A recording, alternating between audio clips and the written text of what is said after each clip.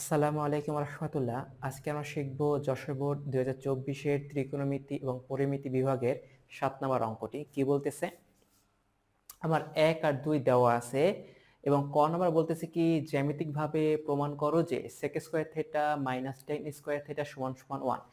জ্যামিতিকভাবে প্রমাণ করতে বলতে বোঝাচ্ছে ত্রিকোণমিতিকে আমরা কি করি? আমরা জানি ত্রিকোণমিতিক মানে একটা সমকোণী ত্রিভুজ। সেই সমকোণী ত্রিভুজের আলোকে আমাকে কি করতে হবে? এই জ্যামিতিকভাবে প্রমাণ করতে হবে sec square theta minus tan square theta সমান সমান 1।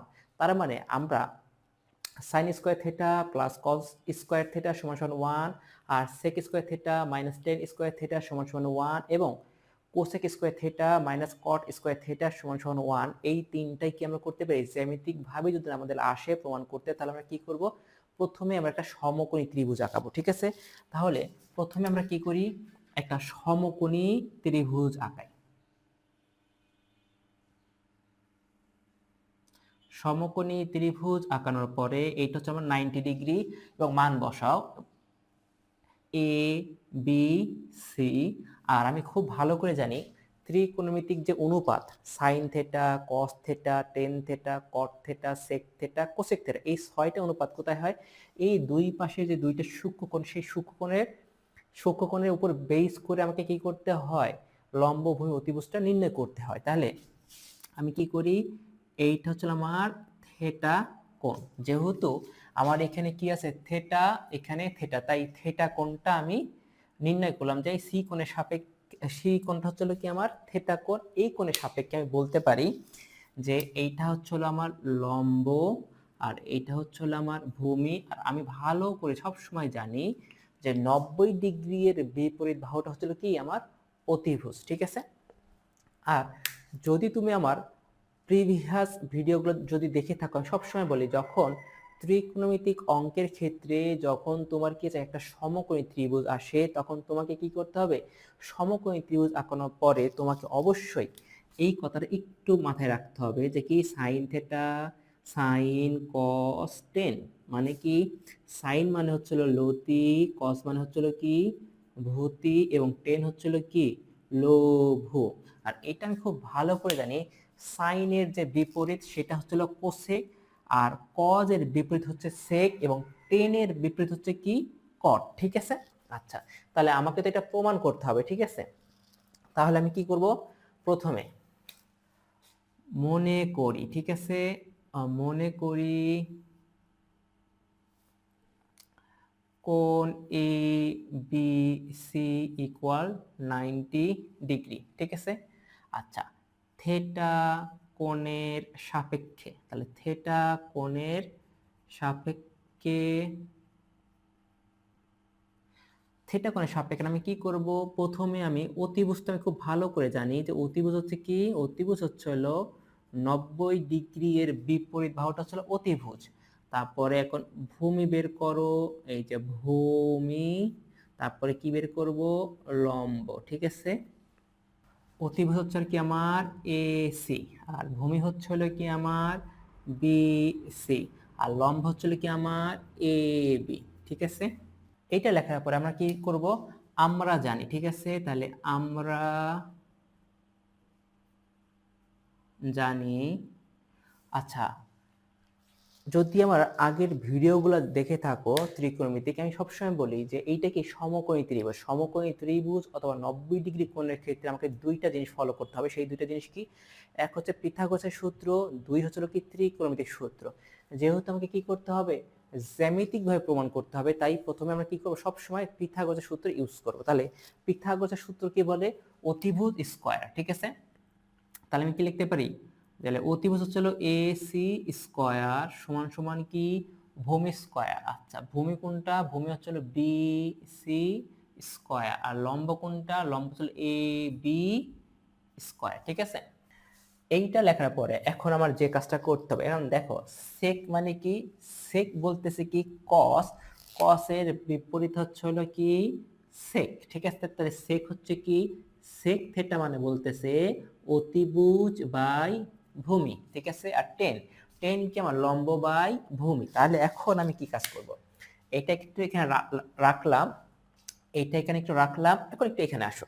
আমি বোঝাতে চাচ্ছি সেক মানে কি, সেক থেটা, সেক থেটা মানে তোমার বোঝাচ্ছে কি অতিভুজ বাই ভূমি। অতিভুজ কোনটা? অতিভুজ হচ্ছিল আমার এ সি, আর ভূমি কোনটা? ভূমি হচ্ছিল আমার বি সি, ঠিক আছে। এখন টেন আসো, টেন থেটা, টেন থেটা মানে কি লম্ব বাই ভূমি। লম্ব কোনটা? আমার লম্ব হচ্ছিল আমার এ বি, আর ভূমি কোনটা? ভূমি হচ্ছিল আমার বি সি। আচ্ছা, তাহলে এখন একটা জিনিস খুব ভালো করে দেখো, এসি ডিভাইডেড বিসি আর এবি ডিভাইডেড বিসি। তাহলে এখন আমি কি করতে পারি? সবার এখানে যেটা আছে আমি সবার নিচে কি করতে পারি? দেখো এসি আর এখানে বিসি আর এখানে কি এবি। এবি কোথায় আছে? উপরে।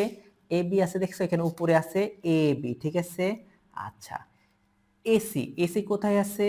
এসি আসলে আমার এইখানে উপরে আছে। তার মানে আমি একটা কাজ করতে পারি, সেই কাজটা কি?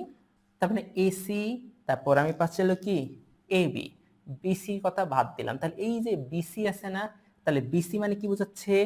বিসি মানে হলো ভূমি। তাহলে আমি একটা কাজ করতে পারি, সবার নিচে এখন দেখো এসি, এসি নিচে কি আছে? আমার বিসি আছে, এবং এবি উপরে আছে, এবি নিচে আমার কি থাকা লাগবে? বিসি। তাহলে আমি একটা কাজ করতে পারি, উভয় পক্ষকে আমি কি করতে পারি? বিসি দ্বারা ভাগ করি, ঠিক আছে। বিসি দ্বারা ভাগ করে, ওই যে স্কয়ার আছে আর সবাইকে স্কয়ার দিয়ে দাও, ঠিক আছে। আচ্ছা, এখন দেওয়ার পর কি হবে? ঠিক আছে। আচ্ছা, এসি ডিভাইডেড বিসি, হ্যাঁ, তাহলে এসি ডিভাইডেড বিসি মানে কি সেক স্কয়ার থেটা। এই যে সেক স্কয়ার থেটা সমান সমান বিসি ডিভাইডেড বিসি কাটাকাটি করলে কি হয়? কাটাকাটি করলে 1 square plus AB divided BC, AB divided BC মানে কি 10 স্কয়ার থেটা, ঠিক আছে, 10 স্কয়ার থেটা। তাহলে এখন একটু ভালো করে লিখতে পারি, sec square theta minus 10 square theta equal 1। এটা কি আমার জ্যামিতিক ভাবে প্রমাণ করা হয়ে গেল। এখানে লিখবো কি আমার প্রমাণিত, ঠিক আছে। এখন আসো আমরা খ নম্বর অঙ্কটা সমাধান করি। কি বলতেছে?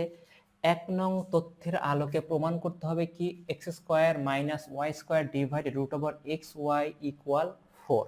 আচ্ছা, এই অঙ্কটা হচ্ছে কি আমাদের 9.1 এর উদাহরণ নাম্বার 11। যে ওই উদাহরণ নাম্বার 11 ভালো করে বুঝছে এবং করতে পারবে সে কি এই অঙ্কটা তার কাছে ইজি, ঠিক আছে।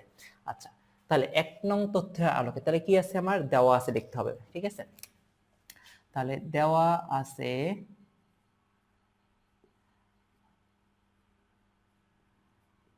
আছে কি cos p plus cot p equal x, ঠিক আছে। এবং আরেকটা দেওয়া আছে কি cot p, ঠিক আছে। তাহলে cot p minus cos p equal y, ঠিক আছে। তাহলে কি আমি লিখতে পারি লেফট হ্যান্ড সাইড। আচ্ছা, লেফট হ্যান্ড সাইড কি বলতেছে? লেফট হ্যান্ড সাইডে আছে x square minus y square divided root over x y. আচ্ছা, তাহলে এখন একটা কাজ করতে পারি আমি, x square minus y square, তাহলে এক্স স্কয়ারের মান কত? এক্স স্কয়ারের মান আমি একটু সাজাই লিখি, আগে কট লিখলাম, কট পি প্লাস কজ পি, ঠিক আছে। তারপরে কি এই যে হোল স্কয়ার মাইনাস, ঠিক আছে, ওয়াই এর মান কত? Cot p minus cos p whole square, ঠিক আছে। আর এখানে দিব রুট ওভার এক্স ওয়াই, ঠিক রাখলাম, হ্যাঁ। আচ্ছা, তাহলে এখন কি করব আমি? এখন দেখো এই জিনিসটাকে কি ধরতে পারি? কটকে আমি এ ধরি আর কসকে আমি বি ধরি, ঠিক আছে। তাহলে দেখা যাচ্ছে কি কটকে যদি আমি এ ধরি আর কসকে যদি আমি বি ধরি, তাহলে এখানে কি কট হচ্ছে এ, কস হচ্ছে আমার বি। তাহলে A plus B whole square minus A minus B whole square, এইটা সূত্র কি 4ab। তাহলে আমি লিখতে পারি 4ab। ab মানে কি কট পি আর কজ পি, ঠিক আছে। তাহলে 4ab এর সূত্র কি a plus B whole square minus a minus B whole square, ঠিক আছে। আর নিচে কি আছে? রুট ওভার এক্স ওয়াই, ঠিক আছে। আচ্ছা, তাহলে এখন এখানে আসি। এখন কি করব আমি, এখানে রুট ওভার এক্স ওয়াই আছে, তাহলে আমি একটা কাজ করতে রুট ওভার এক্স ওয়াই করতে পারি। তাহলে এখন কিভাবে করব, করব এইভাবে যে রুট 4 রাখলাম, 4 রাখার পরে আমি এই যে কট আর হচ্ছে এখানে দিচ্ছি কজ, ঠিক আছে, আর এইখানে আমি দিচ্ছি পি, এইখানে আমি দিচ্ছি পি।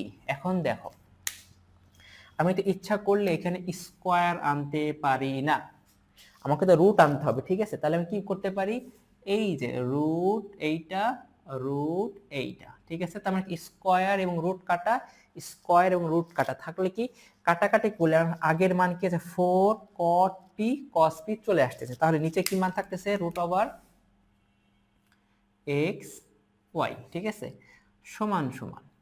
আচ্ছা, তাহলে 4 4 এর জায়গায় রাখলাম, তাহলে এটাকে এখন এভাবে লেখা যায় cot স্কয়ার পি গুণন cos স্কয়ার পি, আর নিচে রুট ওভার এক্স ওয়াই, ঠিক আছে। তাহলে এখন কি করব আমি, আমার কিন্তু অলরেডি কি 4 4 কিন্তু অলরেডি কি আমার চলে আসছে, ঠিক আছে। এখন আমার কি করতে, রুট ওভার এক্স ওয়াই, আর উপরে যদি root over x y pi কাটাকাটি করলে আমার উত্তর কি 4 চলে আসতেছে, ডান বাম পক্ষ, সরি ডান পক্ষ। তাহলে এখন কি করব, দেখা যাচ্ছে cot স্কয়ার পি কে ঠিক রেখে আমি কি করব, এই cos আছে না, এই cos কে কি আমি এভাবে করতে পারি যে 1 মাইনাস সাইন স্কয়ার পি, ঠিক আছে। যদি করি তাহলে কি হচ্ছে এখন, আর নিচে কি রাখলাম, এইটাই রাখলাম x root over x y. তাহলে এখন কি হবে আমার 4। আচ্ছা 4 এইখানে cot স্কয়ার পি মাইনাস, আচ্ছা cot স্কয়ার পি গুণন সাইন স্কয়ার পি, আর নিচে কি রুট ওভার এক্স ওয়াই, ঠিক আছে। আচ্ছা, এখন আমি কি করব, এখন দেখা যাচ্ছে নিচে রুট ওভার এক্স ওয়াই বসায় দিই, এখানে 4 দিই, আর এখানে আমি রুট দিলাম, ঠিক আছে। রুট কি, cot স্কয়ার পি মাইনাস, হ্যাঁ মাইনাস cot স্কয়ারকে ভাঙলে আমি কি পাই, cos square P divided sine square P, okay. আর এখানে কি পাচ্ছি, গুণন সাইন স্কয়ার পি। তাহলে কি হচ্ছিল, সাইন স্কয়ার পি আর উপরে সাইন স্কয়ার পি কাটাকাটি যাচ্ছে, কাটাকাটি গেলে কি আমি এভাবে লিখতে পারি এখন,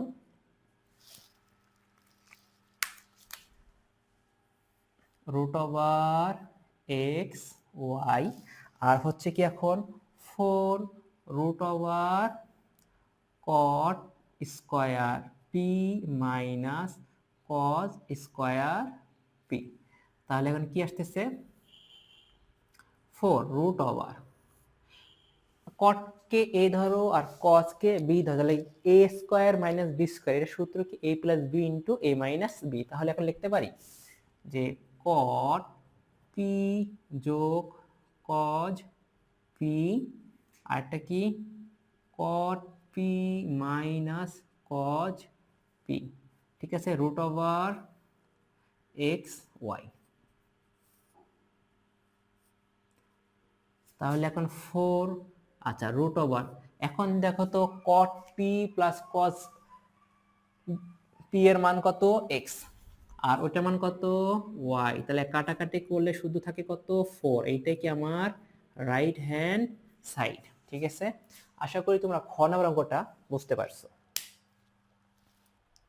এখন আসো আমরা গ নাম্বার অঙ্কটা সমাধান করি। কি বলতেছে, 2 নং তথ্যের আলোকে থিটা এর মান নির্ণয় করো, যেখানে কি বলতেছে থিটাটা হচ্ছে 90 থেকে 0 থেকে বড় হওয়া লাগবে, কি 90 থেকে ছোট হওয়া লাগবে। আচ্ছা, তাহলে এখন এই যে কি আছে 2 নাম্বার, তাহলে আমি লিখতে পারি দেওয়া আছে,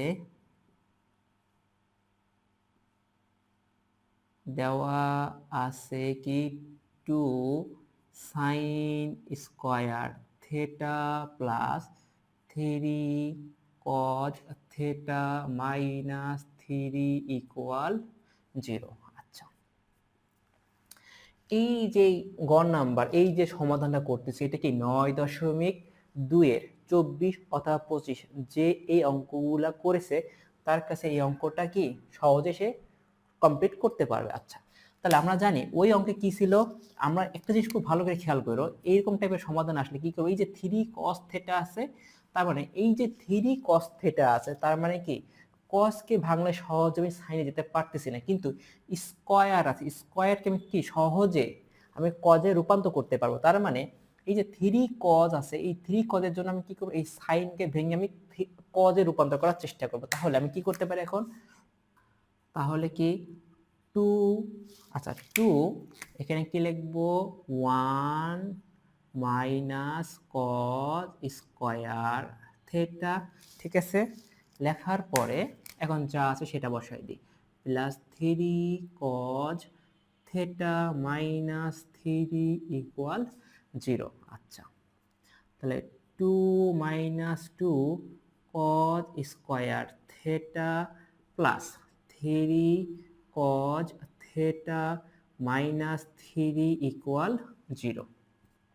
আচ্ছা, তাহলে এখন কি একটু সাজাই নি, minus 2 cause square theta plus 3 cause theta plus 2 আর মাইনাস 3 কাটাকাটি করলে মাইনাস 1 ইকুয়াল 0। আচ্ছা, এখন তুমি যে কাজটা করবা, যেহেতু এখানে মাইনাস আছে আর এটা আমি কি করব, উৎপাদকে বিশ্লেষণ করব, তাহলে কি করব, সব উভয় পক্ষকে -1 দ্বারা গুণ করে পাই।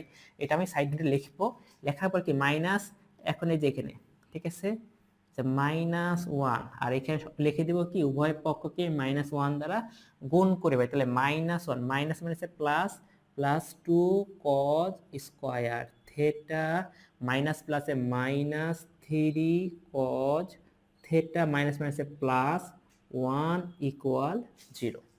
আচ্ছা, তাহলে এটা লসাগু, এইটার উৎপাদক বিশ্লেষণ কি করব, উৎপাদক বিশ্লেষণ হচ্ছে কি 2 cos square theta minus 2 cos theta minus cos theta plus 1 equal 0, ঠিক আছে।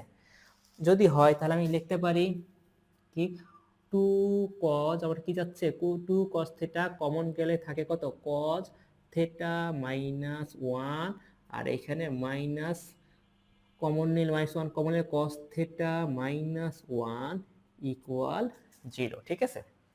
তাহলে এখন কি হচ্ছে এখানে, এখন এইটাকে আমি একটু এখানে লিখলাম যে 2 cos থিটা মাইনাস 1, আরেকটা কি আসলো cos থিটা মাইনাস 1 ইকুয়াল 0। তাহলে কি হয় 2 cos থিটা মাইনাস 1 ইকুয়াল 0, অথবা অথবা কি cos থিটা মাইনাস 1 ইকুয়াল 0। তাহলে এখানে কি আসতেছে cos থিটা সমান এই -1 ওই পাশে গেলে কি হয় প্লাস 1, এই পাশে 2 ওই পাশে গেলে কি হয় ডিভাইডেড 2।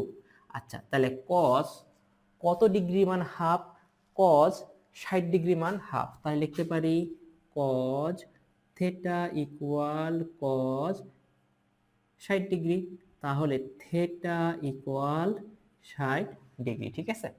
আর এখানে কি আসতেছে cos থিটা ইকুয়াল 1, তাহলে cos থিটা ইকুয়াল cos কত ডিগ্রি মান 1, cos 0 ডিগ্রি মান 1, তাহলে থিটা ইকুয়াল কত 0 ডিগ্রি, ঠিক আছে। এখন কত উত্তর কোনটা হবে, 60 ডিগ্রি না 0 ডিগ্রি, যেহেতু আমাকে এখানে কি বলতেছে থিটা এর মান 0 থেকে বড়, এইটা কি 0 থেকে কি আমার থিটার মান কি বড়, বড় না সমান, কিন্তু হওয়া লাগবে কত বড়, তাহলে এইটা আমার কি এখন গ্রহণযোগ্য না, হবে কোনটা, এটা আমার উত্তর, ঠিক আছে। এইটা হলো গ নাম্বারের সমাধান।